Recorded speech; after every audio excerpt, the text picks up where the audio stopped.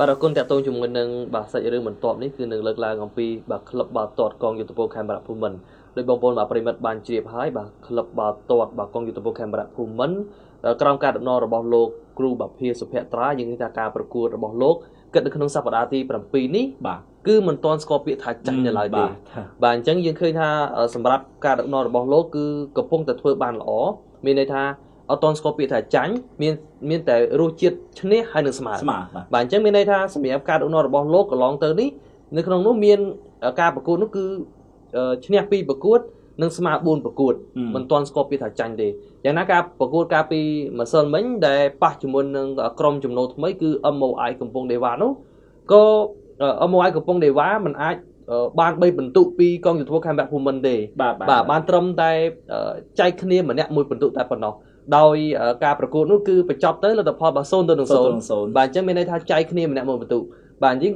ឃើញថាសម្រាប់ក្រុម MOI កំពង់ဒေវការប្រកួតប៉ះជាមួយនឹងក្លឹបផ្សេងធ្វើបានល្អប៉ុន្តែដល់ពេលដែលប៉ះជាមួយនឹងកងយុទ្ធពលខេមរៈភូមិន្ទគឺអាចនិយាយបានថាឱកាសមានរៀងៗខ្លួនទេក៏ប៉ុន្តែមិនមានសំណាងបាទសម្រាប់ក្លឹបនីមួយអញ្ចឹងយើងត្រឡប់មកការដឹកនាំរបស់លោកគ្រូបាភាសុភត្រាបាទកន្លងទៅយើងរាប់តាំងពីការប្រកួតប៉ះជាមួយនឹងវិសាខាដល់នោះគឺកងយុទ្ធពលខេមរៈភូមិន្ទបានយកឈ្នះទៅលើក្លឹបបាល់ទាត់វិសាខាលទ្ធផល2-1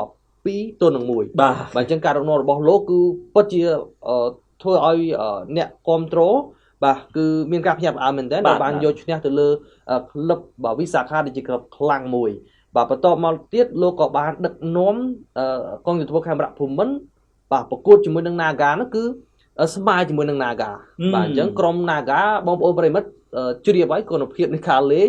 បាទអញ្ចឹងគឺស្មើជាមួយនឹង Naga ជាក្រុមខ្លាំងទៅទៀតបាទបន្ទាប់មកប្រកួតទី3របស់លោកគឺប៉ះជាមួយនឹងភ្នំពេញ Ground បាទភ្នំពេញ Ground ក៏ជាគីឡូធ្ងន់មួយទៀតដែរនៅពេលដែលប៉ះជាមួយនឹងសិនក្រហមភ្នំពេញ Ground គឺមិនអាចធ្វើអ្វីគ្នាបានទេបានត្រឹមតែស្មើ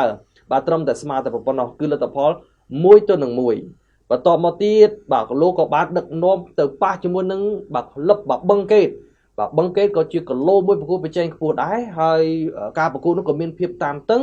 បាទយ៉ាងណាគឺកងយុទ្ធពលខេមរៈភូមិន្ទបានស្មើគ្នាជាមួយនឹងបឹងកេតនៅក្នុងដីរបស់បឹងកេតបាទទៅប្រកួតក្រៅដីឲ្យស្មើទៅទៀតបន្ទាប់មកទៀតលោកបានដឹកនាំកងយុទ្ធពលខេមរៈភូមិន្ទទៅប្រកួតមានន័យថាប្រកួតនៅក្នុងដីរបស់ខ្លួនឯងទេក៏ប៉ុន្តែអាចនិយាយបានថាទទួលបាន3បន្ទុកពីក្រុមភ្ញៀវគឺ like 50% នោះបាទកាលនោះគឺក្របបានមានតែមួយគ្រាប់ប៉ុន្តែគឺបាន3បន្ទុកអញ្ចឹងការប្រកួតការពីម្សិលមិញនេះគឺប៉ះជាមួយនឹង MOI កំពង់ဒေវបាទដឹងថា MOI កំពង់ဒေវគឺប្រើប្រាស់កីឡាដ្ឋានរបស់វិសាខាជាទឹកដីបណ្ដោះអាសន្នបាទអញ្ចឹងយើងឃើញថាការប្រកួតនោះគឺបានត្រឹមតែស្មើគ្នាលទ្ធផល0-0បាទយ៉ាងណាយើងឃើញថាការដឹកនាំរបស់លោកគ្រូបាភាសុភត្រាគឺអាចនិយាយបានថា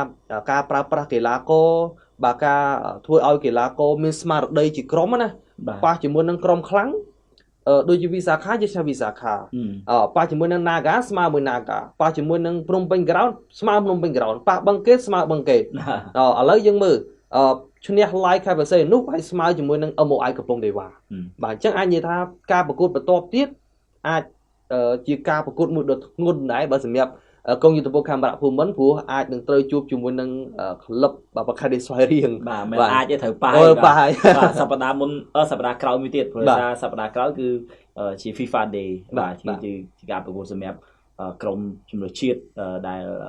មានកាតព្វកិច្ចក្នុងការលេងក្នុងការប្រកួតជម្រើសផ្សេងដូចជា World Cup អីជាដើមហើយតម្លៃក្រុមដែលមិនបានជម្រើស World Cup អាចនឹងមានការប្រកួតមិត្តភាពអញ្ចឹងទៅបាទអញ្ចឹងមានន័យថាបើសិនជាការប្រកួតបន្ទាប់បាទត្រូវប៉ះជាមួយនឹងបខេឌីស្វាយរៀងនោះ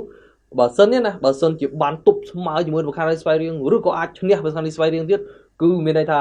កងយុទ្ធពលខេមរៈភូមិន្ទប៉ះជាមួយនឹងគីឡូធ្ងន់គឺមិនទាន់មានក្រុមណាអាចយកឈ្នះបានទេស្កាយដឹងពីថ្ងៃដែលត្រូវប្រកួតទេនិងកន្លែងប្រកួតទេសកាបាទតាក់ទងជាមួយនឹងការបរិច្ឆេទនៃការប្រកួតគឺនឹងប្រកួតនៅថ្ងៃទី19បាទខែ10នេះឯងបាទហើយការប្រកួតគឺនឹងធ្វើឡើងនៅកីឡដ្ឋានស្តាប់ចាស់អូទៅទស្សនាទៅងាយទេបាទការទស្សនារវាងកងយុទ្ធពលខេមរៈភូមិន្ទជាមួយនឹង បការីស្វាយរៀងហើយនៅរាជធានីភ្នំពេញដែលយើងអាចនឹងទៅទស្សនាបានណាជាពិសេសចំថ្ងៃអាទិត្យទៀតបាទចំថ្ងៃអាទិត្យទៀតបាទចឹងយើងឃើញថាការប្រកួតបន្ទាប់គឺលោកគ្រូភេសភត្រាទៅតែត្រៀមខ្លួនឲ្យបានរួចរាល់ដើម្បីទទួលស្វាគមន៍បាទក្រុមដែលកំពុងតែមានការប្រកួតប្រជែងខ្ពស់ទាំងនៅក្នុងលីកក៏ដូចជាការប្រកួតនៅជាមួយនឹងឆាកអន្តរជាតិបាទយ៉ាងណាក៏មានការកោតសរសើរដែរចំពោះលោកគ្រូភេសភត្រាក៏ដូចជាថ្នាក់ដឹកនាំក៏ដូចជាកីឡាករផ្ទាល់ដែលយើងឃើញថាសម្រាប់រដូវកាលថ្មីនេះក្លឹបបាល់ទាត់កងយុទ្ធភូមិខេមរៈភូមិន្ទកំពុងតែធ្វើបានល្អជាក់ស្ដែងបើយើងគិតនៅក្នុងសប្តាហ៍នេះបាទបរោះសនណាបាទគឺកងយុទ្ធភូមិខេមរៈភូមិន្ទកំពុងតែស្ថិតនៅចំណាត់ថ្នាក់ទី5បាទចំណាត់ថ្នាក់ទី5អញ្ចឹងនៅក្រោម Naga នៅក្រោមបឹងកេតនៅក្រោមភ្នំពេញក្រោននិងនៅក្រោមបការីស្វាយរៀងបាទអញ្ចឹងបើសិនជាការប្រកួតប៉ះជាមួយនឹងស្វាយរៀងបានត្រឹមតែស្មើជាមួយនឹងស្វាយរៀងក៏ចាត់ទុកថាជាលទ្ធផលដែលល្អដែរបាទឬក៏អាចថាឈ្នះទៅទៀតរត់ទៅល្អទៀតបានបន្ទុកបន្ថែមទៀតហើយអញ្ចឹងសម្រាប់កងយុទ្ធភូមិខេមរៈភូមិន្ទគឺគ្រាន់តែចង់សង្ខេបជូនប្រិយមិត្តថាសម្រាប់ការប្រកួតកន្លងមកនេះគឺក្រោមការដឹកនាំរបស់លោកគ្រូភេសភត្រាគឺមិនទាន់ស្គាល់ពាក្យបរាជ័យនៅឡើយទេមិនទាន់ស្គាល់ពាក្យថាចាញ់នៅឡើយទេមានតែការឈ្នះនិងស្មើតែប៉ុណ្ណោះបាទអញ្ចឹងមានថាសម្រាប់កងយុទ្ធភូមិខេមរៈភូមិន្ទបាទឈ្នះ2ប្រកួតនិងស្មើ4ប្រកួតបាទយ៉ាងណាប៉ះជាមួយនឹងក្លឹបបាល់ទាត់ MOI កំពង់ដេវ៉ានេះគឺ